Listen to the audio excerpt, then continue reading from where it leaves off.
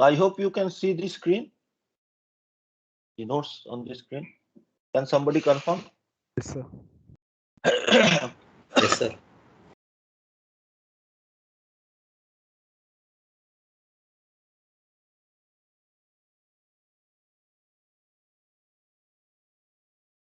Okay, thank you. So we'll start. So we were discussing about turboprops. We had just started discussion, and we are going through some derivation to find out how to calculate the work output from the low pressure turbine, the thrust generated by the nozzle, and the thrust generated by the propeller. So let me just quickly revisit this diagram again so that we can continue our discussion. So we have in a turboprop we have a large propeller outside the engine, which is connected by a gearbox to the turbine. So depending on the design, there may be two turbines or a single turbine. So it may be a two-spool turboprop or a single-spool turboprop. What you are seeing here is a two-spool turboprop. And in the subsequent problem that I am going to discuss today, I will discuss about a single-spool turboprop with a single turbine. So in this case, the low-pressure turbine is running the propeller. It is also known as free turbine, okay, because it is not connected to any compressor. And the high-pressure turbine is running the compressor. And we have a combustion chamber as usual, and then a nozzle which generates some of the thrust. Okay. So this was our TS diagram that we had discussed yesterday. So the ambient conditions, so after the propeller, the conditions change to 0, 1 at the inlet. Then from 0, 1 to 0, 2 is the compressor process. So compression in the compressor. 0, 2 to 0, 3 is the heat addition in the combustion chamber. 0, 3 to 0, 4 is the expansion in the high pressure turbine. So up to this point we can calculate. Okay, up to this point we can calculate. Assuming that so what is generally done is that it is assumed that the 0, 1 and A points are not very different. Means there is not much change in velocity that is occurring here. So 0, 1 is sometimes taken for this type of calculation taken equal to A point only. Okay. Because this inlet is very near to the axis of the propeller where the velocities are very low. And then from so up to 0, 4 we can calculate. From 0, 4 to 0, 5 is the expansion in the low pressure turbine, and we are not exactly sure how much is the work that is generated by the low pressure turbine. Directly we cannot calculate because we do not know what is the exact power requirement of the propeller.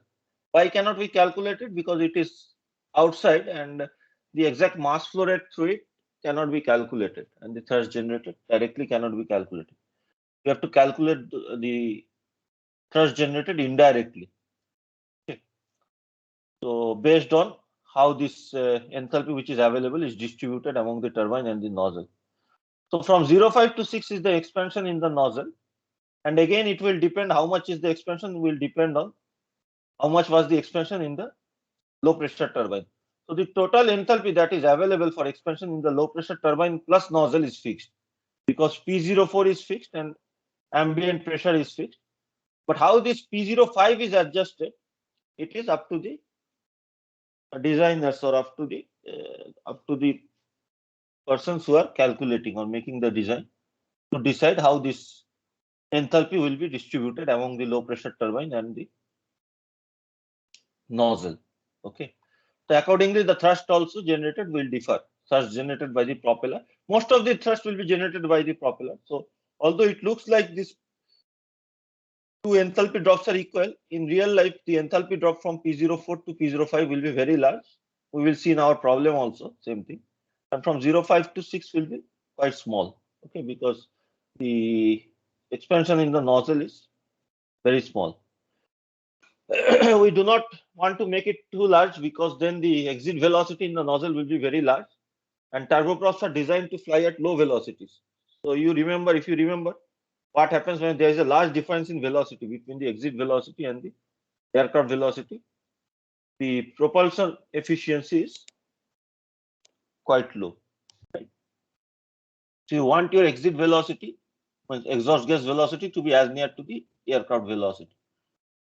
That's why turboprops are very efficient at low speed, because the propeller moves a very large amount of air, but at relatively lower speed as compared to the turbofan or turbojet nozzles. Okay, so the thrust generated by the air is still very large because of the very large mass flow rate, but the velocity of the air is not very large as compared to the aircraft velocity. So it has good propulsive efficiency. So anyway, so we will focus on this region. Okay, 04 to 6. Yesterday we have started discussing. So how to determine this 0.05 basically, or how to determine how much is the expansion in the turbine and how much is the expansion in the nozzle, and ultimately what is the thrust generated. So we had used some we had used a certain set of nomenclature. So we had assumed that the enthalpy drop that is available from 04 to 6 SS. So the isentropic enthalpy drop that is available going from 04 to the pressure, ambient pressure, is delta H, and a fraction of it denoted by alpha.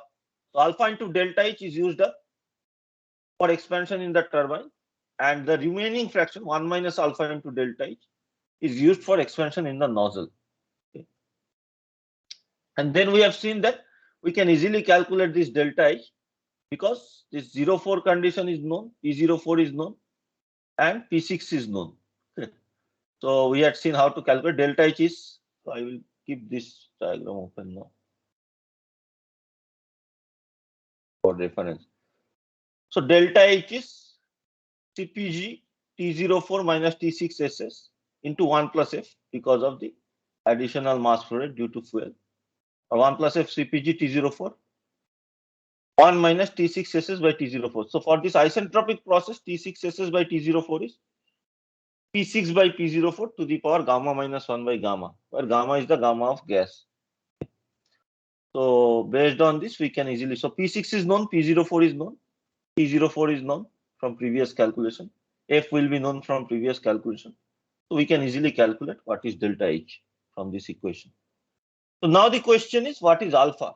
Okay, and there is no direct equation for alpha. Okay, or no guideline directly for alpha. So what we will do is, we will try to find out a value of alpha for which the overall thrust generated, which is the summation of thrust by the propeller and the thrust by the nozzle, that total thrust that is generated, combined thrust that is generated, is maximum. We will try to see whether there is such a maximum value for any particular alpha or not, and then try to use that alpha value to find out what is the thrust. So that is the optimum value of alpha. But designs can be made with different values of alpha also, as we will see later in our problem. If the alpha is directly taken based on some, say, previous designs or something like that. So for doing this calculation, we will assume that the isentropic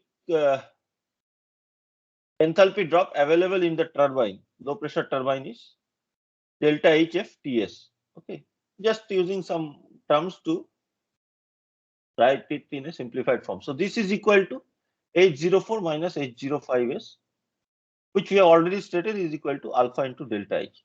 So this is the enthalpy, isentropic enthalpy that is available for expansion in the turbine. So the actual enthalpy drop, which is H04 minus H05, should be equal to the isentropic enthalpy drop into the efficiency of this turbine.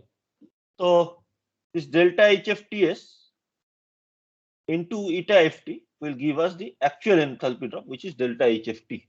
Okay. This is the actual enthalpy drop that is occurring in the per unit, say, unit mass flow rate through the turbine. So per unit mass flow rate at the intake, okay, the mass flow rate in the turbine is 1 plus F. So based on calculation for per unit mass flow rate through the intake section of the turboprop, the enthalpy drop that occurs in the turbine is delta HFT into 1 plus F, okay, because 1 plus F is the corresponding mass flow rate. This multiplied by the mechanical efficiency or transmission efficiency is the specific work, okay, or work supplied per unit mass flow rate at the intake to the propeller before the gearbox. This is the power available before the gearbox, okay. So this we will call as W shaft, okay. So this W shaft multiplied by the mass flow rate through the at the intake gives us the power that is available, the actual power that is available just before the gearbox. So this multiplied by the gearbox efficiency, eta G, will give us, so eta G into m dot h into W shaft, this will give us the power that is available after the gearbox, okay. Power that is available after the gearbox at this point. So this is the power that is available, or the work input to the propeller. Now the propeller cannot use up the entire work for generating thrust or for like the thrust power or creating the thrust power. So there is a certain efficiency of the propeller, or like it can only convert a certain fraction of it. So let us call this by the efficiency, that fraction by the efficiency, eta propeller, okay, where eta propeller is the propeller efficiency. So this multiplied by the power that was available after the shaft is the actual power that is generated by the propeller, okay. So if the thrust generated by the propeller is FPR, so thrust into the velocity of the aircraft, the velocity at which the propeller is moving forward, is the power generated by the propellers. FPR into VA should be equal to the right hand side term. Okay. From this we had calculated yesterday what is FPR. So it is equal to eta PR eta G m dot H W shaft by VA. And after some rearrangement we can write this as eta PR. So eta PR should be known. It's a design parameter. Eta G also, eta M, eta FT. So all these are parameters which depend on the manufacturing and design guidelines are there for the efficiencies. VA is the design aircraft velocity for which you are calculating, like the cruise velocity or something, 200 meters per second or 250 meters per second, something like that, depending on the Mach number for which you are designing the aircraft. Typical Mach numbers are 0.5, 0.6 into m dot h, which is the mass flow rate through the core section, hot section, plus 1 into 1 plus f into alpha. This alpha is the only unknown here, into delta H, which we know how to calculate. Okay. This is the thrust by the propeller. So what is the thrust generated by the nozzle? Now we have to check that. Where is the diagram? So for the nozzle, the available enthalpy, isentropic enthalpy, is H05 minus H6S. Okay, this line. Available isentropic enthalpy is H05 minus H6S. Okay, the actual enthalpy drop that occurs is H05 minus H6. So that can be obtained if we use the isentropic efficiency of the nozzle. So now we cannot directly say what is H05 minus H6S. What we will do is that we will assume that this is almost equal to H05S minus H6SS. It is not exactly correct, okay, but for the simplistic analysis, that is the assumption that we are going to take. What I have written here.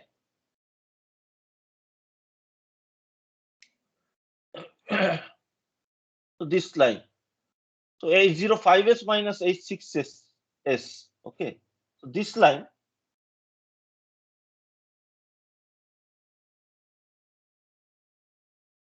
is equal to this line, H05 minus H6S. Obviously, this is not exactly correct. As you can see that, as you know that the constant pressure lines diverge towards the right hand side.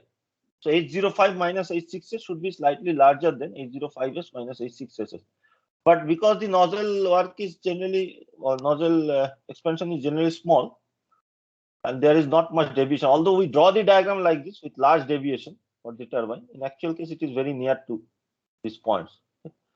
So this difference is not very high, and because there is no other option for our this simplistic calculation, this is the assumption that we have to go with. So in this case, so why we are doing this? Because we can write H05s minus H6s in terms of alpha. So this is equal to 1 minus alpha into delta H, because H04 minus H05s was alpha into delta H. The rest of this length is 1 minus alpha into delta H. So we will assume that this is also equal to 1 minus alpha into delta H. Obviously, for more accurate calculations, can be done, but for that you need to do more, like it is more rigorous methodology, so which is not possible in this course. So this multiplied by the efficiency, isentropic efficiency of the nozzle, gives us the actual enthalpy drop in the nozzle. Okay. So actual enthalpy drop is equal to the kinetic energy that is generated per unit mass flow rate, right? So that is equal to V6 square by 2. So V6 square by 2 is equal to efficiency into 1 minus alpha into delta H. Okay, this term. So this drop is 1 minus alpha into delta H into eta n, because this was equal to 1 minus alpha into delta H. Okay. So this gives us velocity, exhaust velocity from the nozzle. Please feel free to ask questions if you have any doubts. Okay. So the thrust generated by the nozzle is mass flow rate m dot H into 1 plus F, because this is the mass flow rate through the nozzle, into V6. Okay, so this is the momentum at the exit of the hot section, minus m dot H into VA. This is the intake momentum. So this is equal to m dot H 1 plus F. This V6 we can write as root over 2 eta n 1 minus alpha delta H from this relation. Okay. 2 eta n 1 minus alpha delta H minus VA. Again, everything is known here except alpha. Okay, VA is design parameter. F is already should be calculated. Eta n and other things should be known. Delta H is calculated. M dot H known. So the total thrust that is generated is the thrust generated by the propeller plus the thrust generated by the nozzle, and the specific thrust that is generated is total thrust divided by the mass flow rate. Okay, F by m dot H is, we can now add these two terms. Okay, so we can add this thrust of the propeller divided by m dot H. So that term gives us eta PR, eta G, eta M, eta FT by VA into 1 plus F alpha delta H plus 1 plus F root over. So the first term, this term is the thrust generated by the propeller, and the second term we have just now calculated is the thrust generated by the nozzle. Okay. So this is the specific thrust, or the thrust per unit mass flow rate through the core section, through the engine. Not on the basis of mass flow rate to the propeller, because we cannot calculate the mass flow rate to the propeller. So this is written in terms of mass flow rate to the compressor, or at the intake of the compressor. So now we want to see whether there is any optimum value of alpha for which this thrust reaches a maximum value. Okay. So to do that, we can take a derivative of this specific thrust with respect to alpha and equate it to 0. Okay, and find out what is the value of alpha for which that will give us the value of alpha for which the extreme or maximum value occurs. It can be verified that that is a maximum value, not a minimum value, but we'll just try to find out that value of alpha. So for given efficiencies, so efficiencies, everything is known, VA is known, delta H is known, alpha optimum can be calculated by taking derivative of F by m dot H with respect to alpha and equating it to 0. Okay.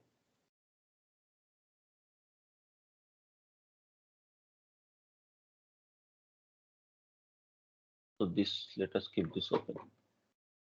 I will not go through the full calculation. You can do it just a simple differentiation. Okay, so you have to differentiate these terms with respect to alpha. First term is like directly, because it's only alpha is present, the alpha will vanish. So you are left with eta PR, eta G, eta M, eta FT by VA, 1 plus F into delta H.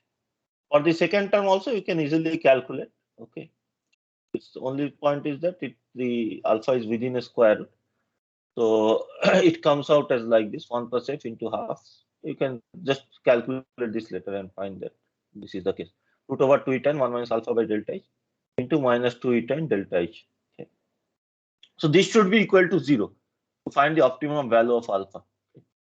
So after doing some algebraic calculations, we can obtain that alpha is equal to 1 minus alpha is equal to eta n VA square by 2 delta H, eta PR, eta G, eta M, eta FT square. Okay. For alpha optimum, alpha basically the alpha that we are calculating after this differentiation is 1 minus this term, okay, VA square by 2 delta H into this term consisting of all the efficiency, eta n by square of eta PR, eta G, eta M, eta FT. Yeah.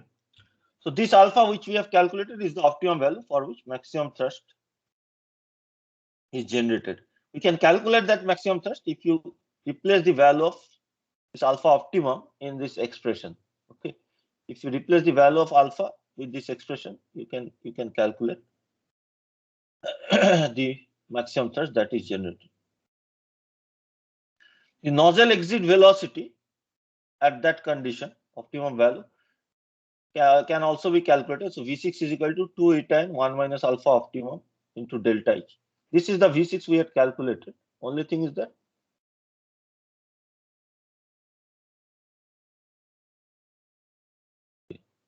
V6 we had calculated. Only thing is that alpha will be replaced by alpha optimum. Okay. Again, if you do that, you will find that V6 is equal to eta n by eta PR, eta G, eta M, eta FT into VA, aircraft velocity. Okay. Nice expression for the velocity, exit velocity. So knowing delta H and alpha optimum, you can also calculate what is T05, what is the enthalpy drop in the turbine, and accordingly, so everything can be now calculated based on alpha optimum, what is the propeller thrust and what is the thrust generated by the nozzle. So like this, we can find out all the conditions, because directly we cannot find out what is the thrust generated by the propeller. Now, turboprops can be operated at conditions which, depending on other situations, may not be decided. It may be decided that we will not use alpha optimum, but some value near to it. Okay, so that alpha can be fixed on other considerations, and accordingly, whatever is the fixed value of alpha, based on that, again the same calculation can be done. Obviously, it may not be optimum, but it can depend on other considerations. For example, if you are trying to decide, no, but if you are trying to even go for higher velocities, automatically alpha optimum will change because it has the VA within it. So it should, with increasing VA, alpha optimum. So what you can see from here is that with increasing VA, alpha optimum will decrease. Can anyone say why it should decrease? It's not based on the mathematics, just based on physical understanding. Why the alpha optimum will decrease with increasing VA?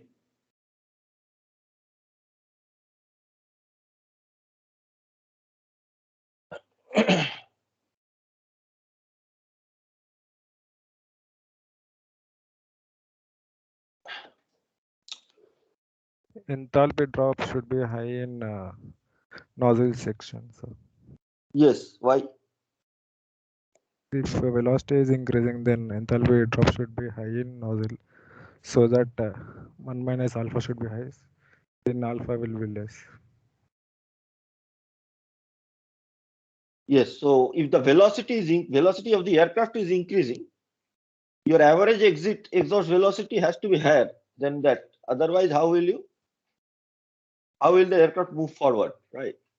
So that's why your means the mass or the thrust that is generated by the nozzle should also increase proportionally to fly the aircraft at higher velocity. That is the reason 1 minus alpha should increase. Yes, you are correct, and alpha should decrease.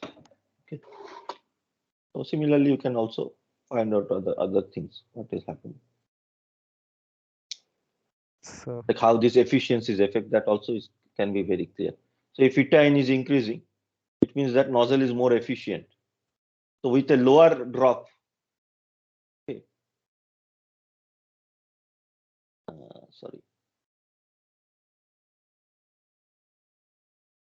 nozzle more efficient means it will be more effective if we supply more energy to the nozzle for expansion. So the optimum point will shift towards the downward point, yes, as upward point. So alpha will be reduced.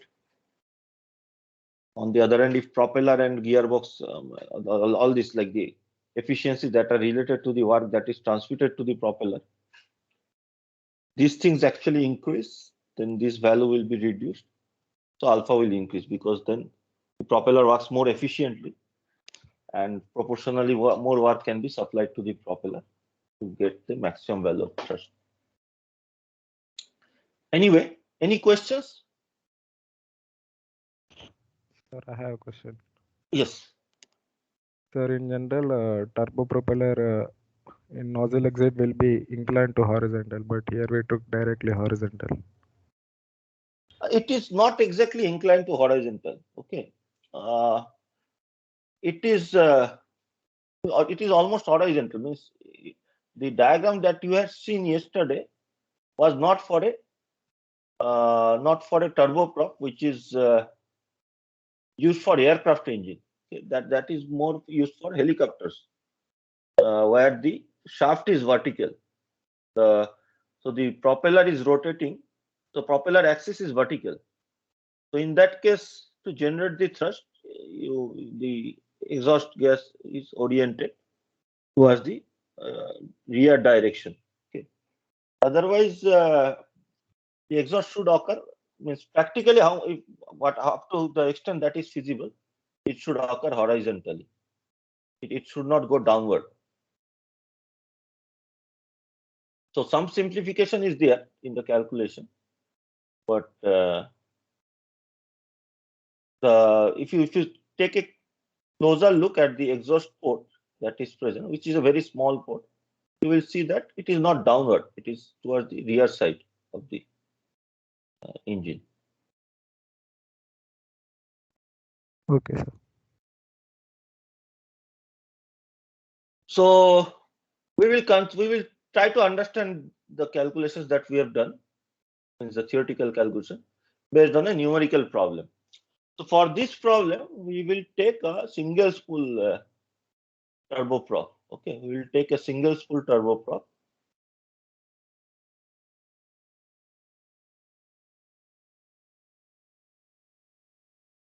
It is not showing here.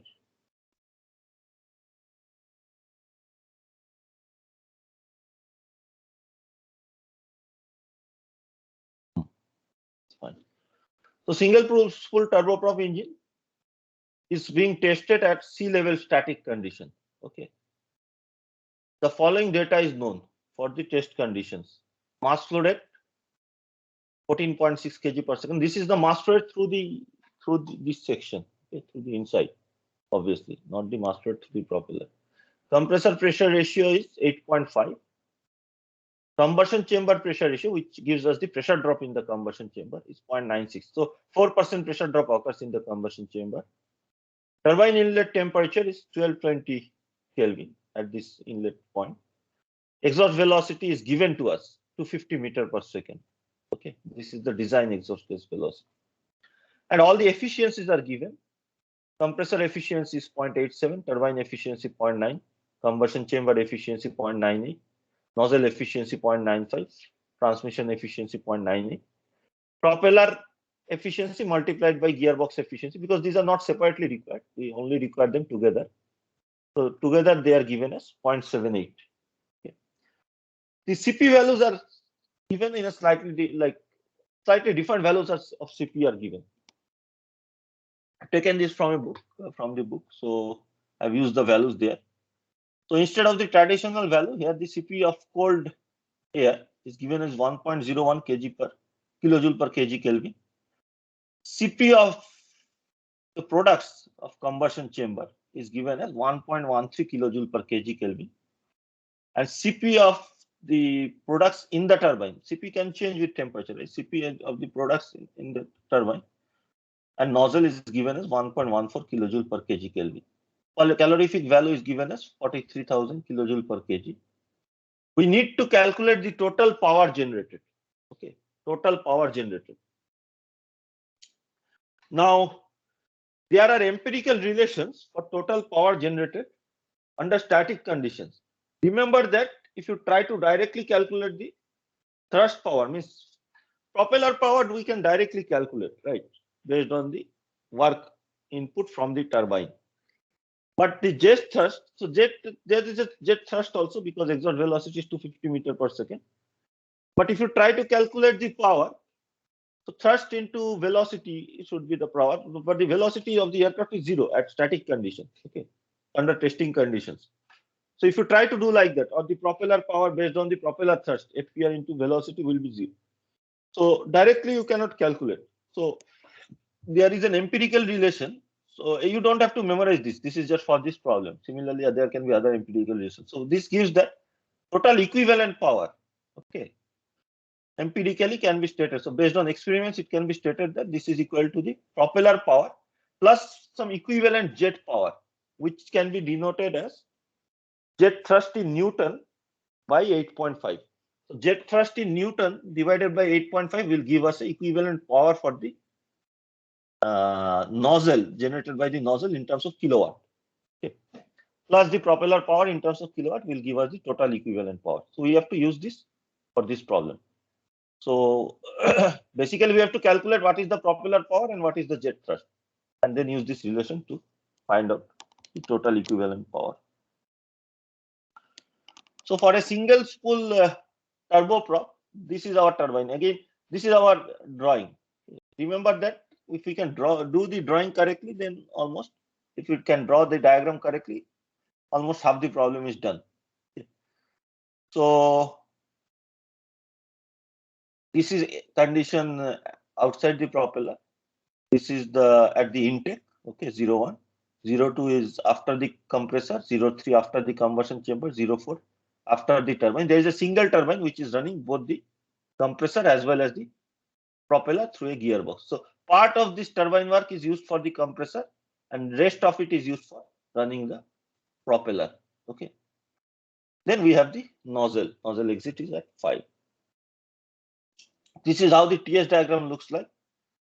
So because we are at sea level condition, static condition, P01 is equal to TA,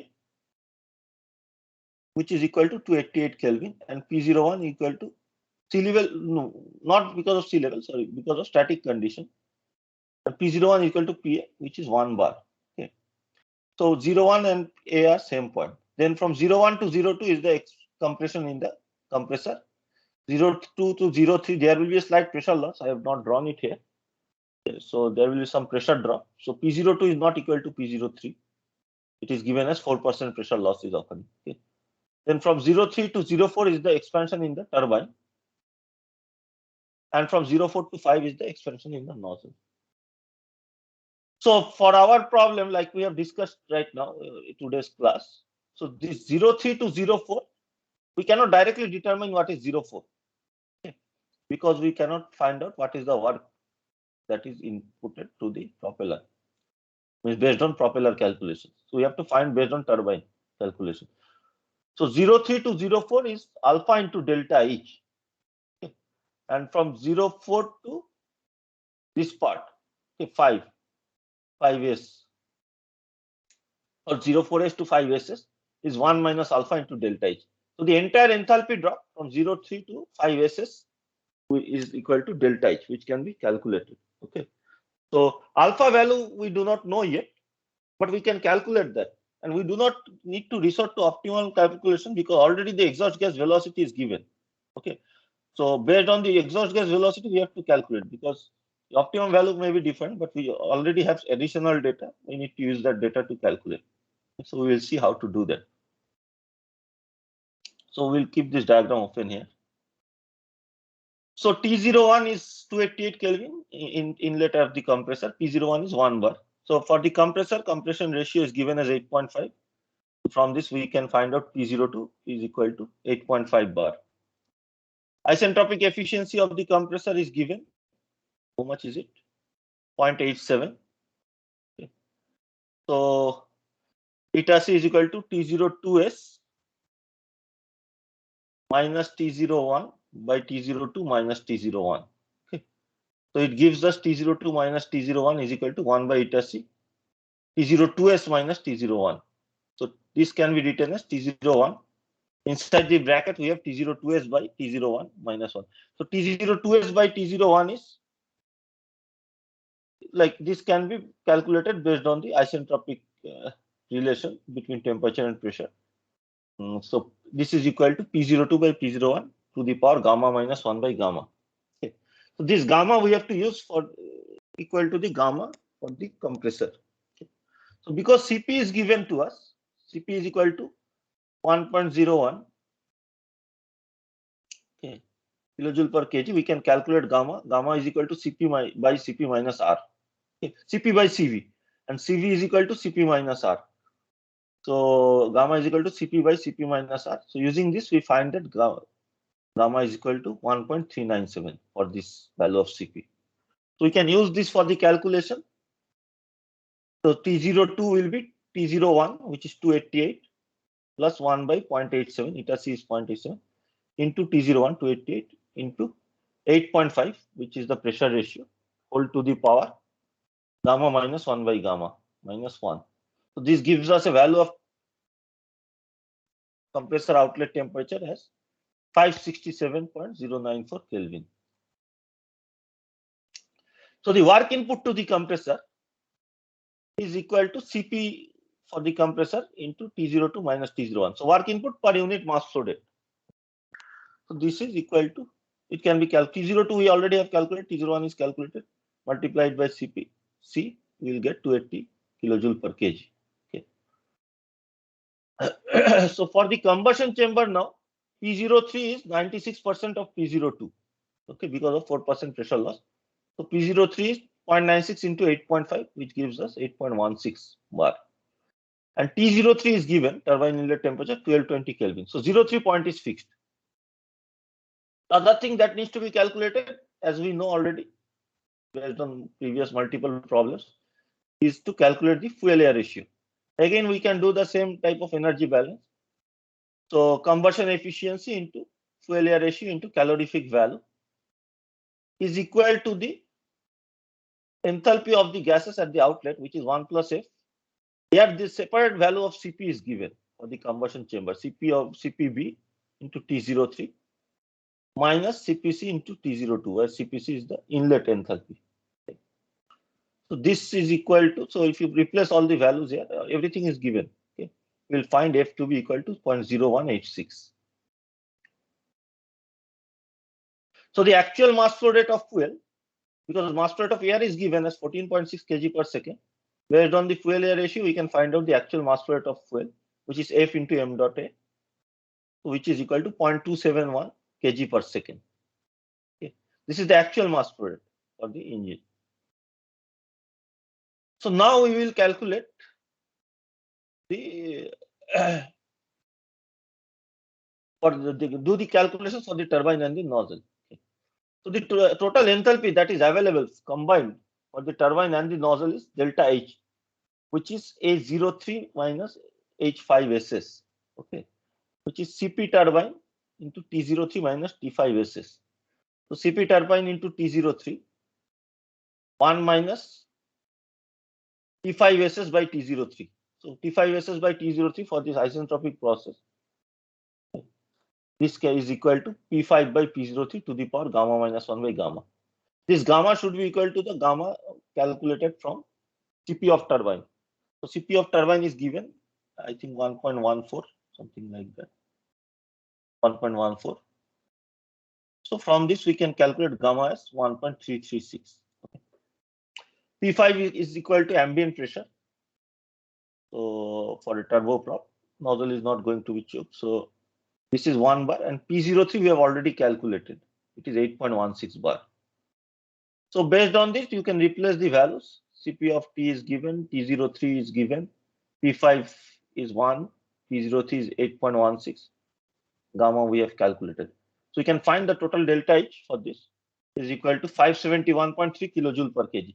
This is the enthalpy drop per kg or per unit mass flow rate in the compressor section available for both the work generation in the turbine plus the expansion in the nozzle. Okay. So for the turbine, the isentropic work that is available, isentropic enthalpy drop that is available is alpha into delta H. It means that for the nozzle, the isentropic enthalpy drop that is available is 1 minus alpha into delta H. So the actual enthalpy drop that occurs in the nozzle, this one is equal to eta n into means efficiency of the nozzle into 1 minus alpha into delta H.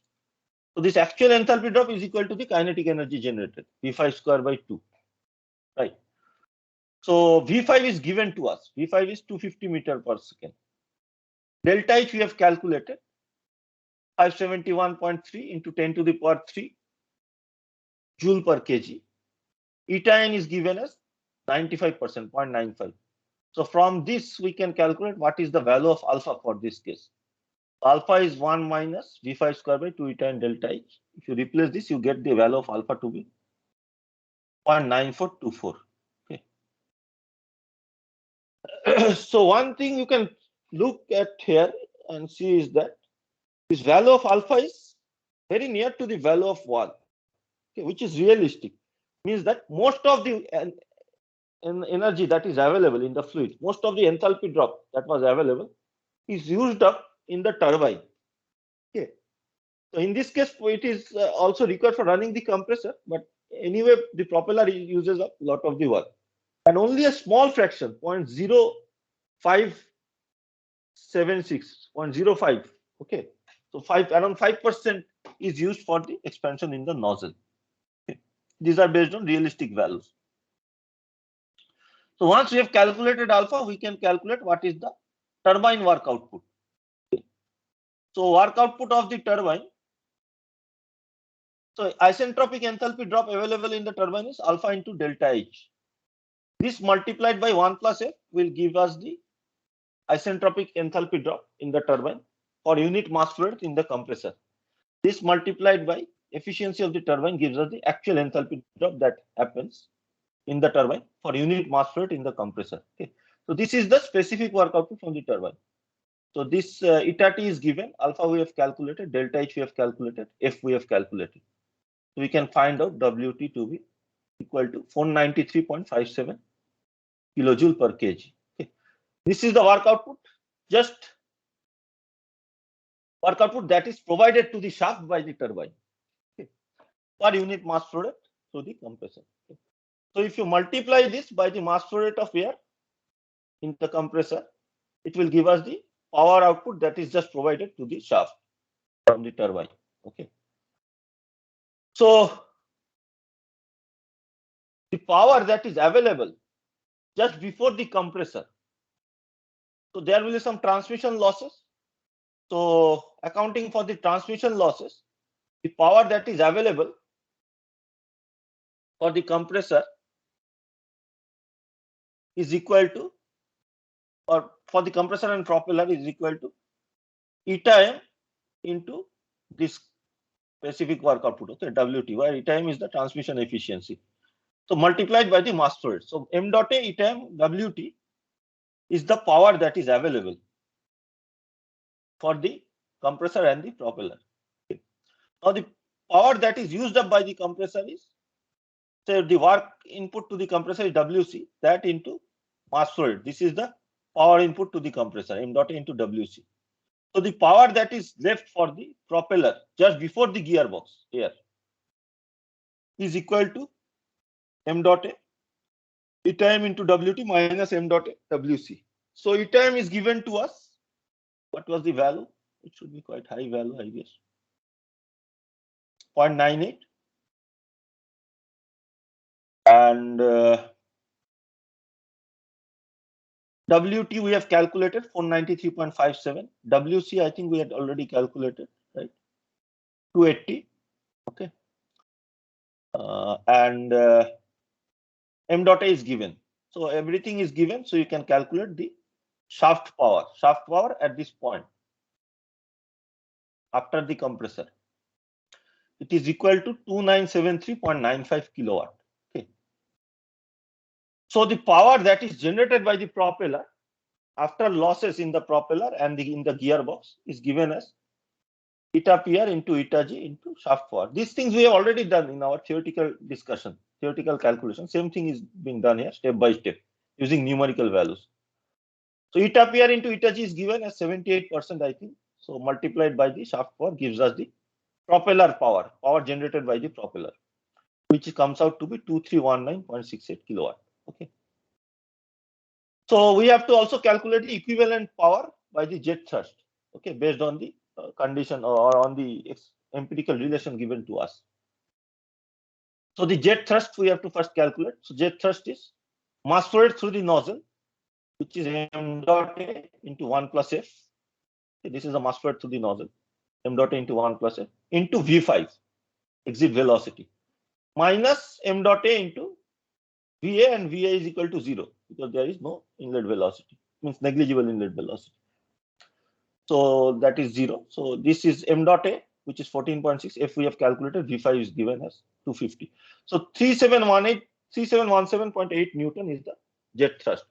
So based on our empirical relation, we can find the total power as P propeller plus Fn by 8.5, where Fn is in terms of Newton. So this equivalent power comes out in terms of kilowatt as 2757.1 kilowatt. Okay.